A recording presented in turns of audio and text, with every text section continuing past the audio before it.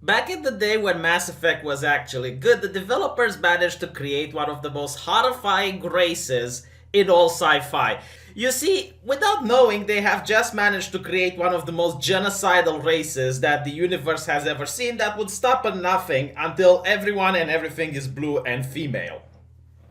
The reason that this race is really scary is that while other sci-fi races come at you with force and conflict, and there are ways that you can resist, the Asari are far more insidious.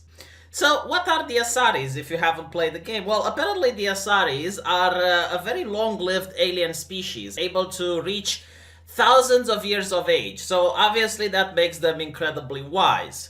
On top of that, they are only female and they are able to reproduce with literally everything. They choose sentient races, obviously, but they can mate with a human or any other alien race within the Mass Effect universe. Now, they're also very strong when it comes to magic, or as the game likes to call it, biotic energy, which means things like telekinesis, mind melding, that kind of thing. Now, what makes it really interesting is that despite the fact that they live thousands of years old, they do not want to reproduce and mate with members of their own species. In fact, this is something called a pureblood, which is a very insulting thing you can tell another Asari.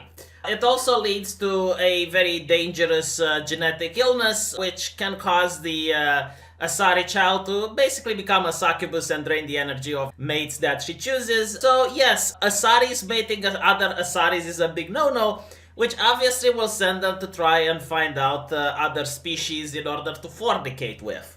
Now, if you think about it, you would not have an issue with this if it was just a shag and bang, but unfortunately, most Asari demand exclusivity in their relationship. So once, congratulations, you are the father, you are going to be forced to stay with that for the rest of your life. And no, you're not allowed to cheat.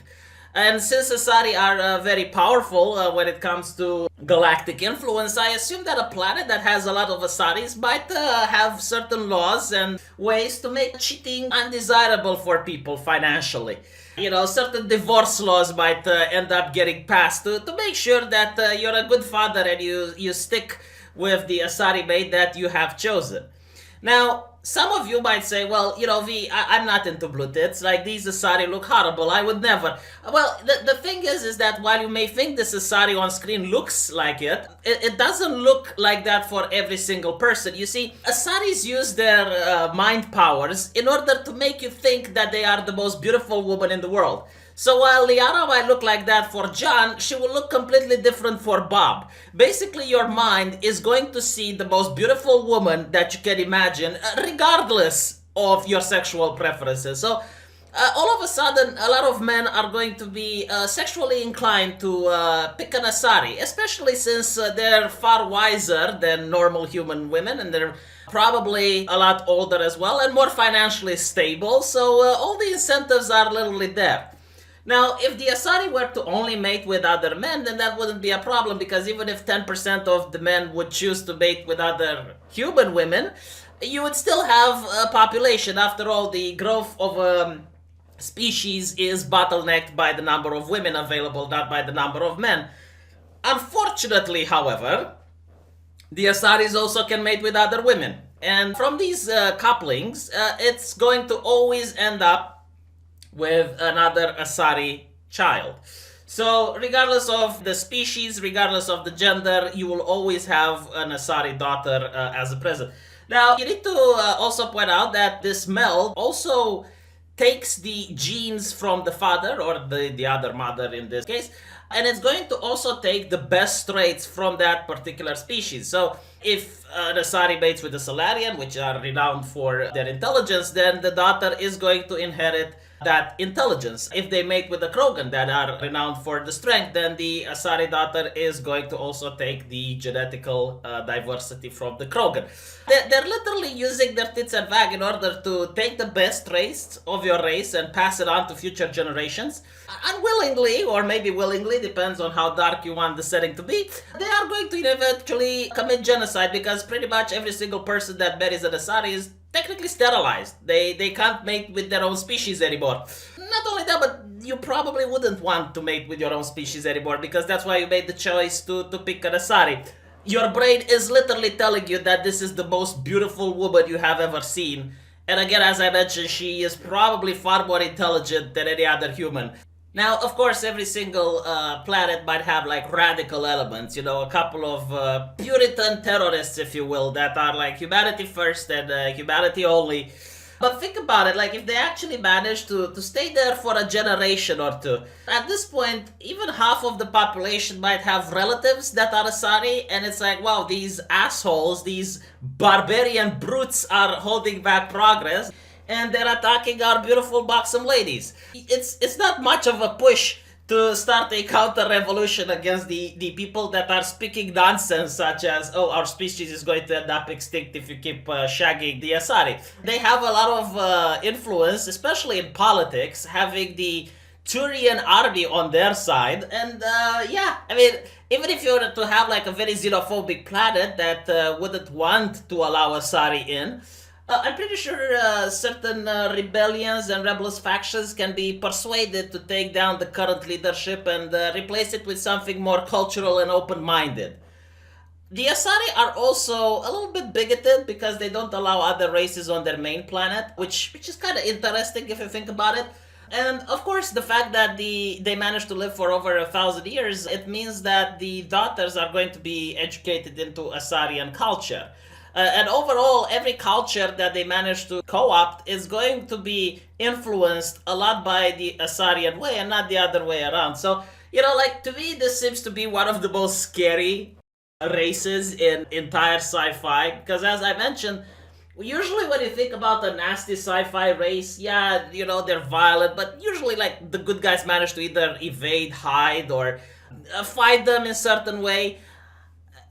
I don't know if you can find the pussy, like it is very difficult because first of all your brain is definitely telling you that it's not only bad to run away but it's desirable to be there, and secondly a lot of people aren't going to realize the danger. Most people don't think in a manner of the future, and they don't care about the existence as humanity. I generally think that this could be the end for all organic life in the galaxy. The only thing that would stop them, I guess, would be like a robotic race, like some AI shit, or maybe a race that is more hive mind oriented. So like the queen ant is just going to mate with other queens, and most members of that race don't have any sexual reproductive organs.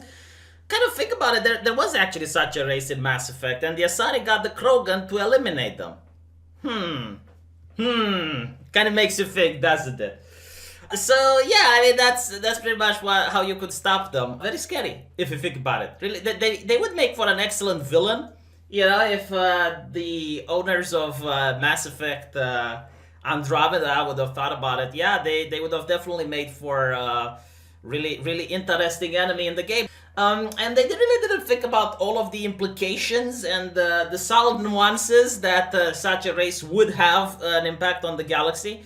I mean, the only reason that the Asari haven't killed everyone is because I guess they operate on constraint. But again, like I don't know if that would work because you see, they aren't a collective like the Borg. Like each Asari is an individual, and their culture tells them to mate outside of their species. So, what exactly is stopping them from just exterminating other races through goodwill and lovemaking? I do not understand.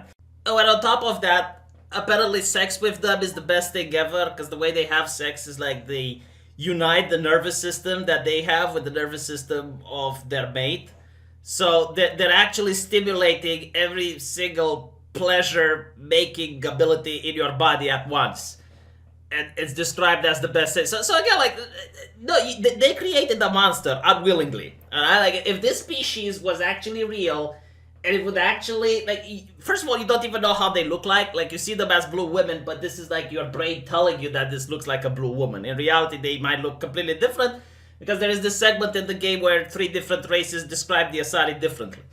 So yeah, very very interesting. Huh? What did you guys think about it? Did I not make a really good villain from just a normal sci-fi race created by progressives? Oh, I subverted their expectations, didn't I?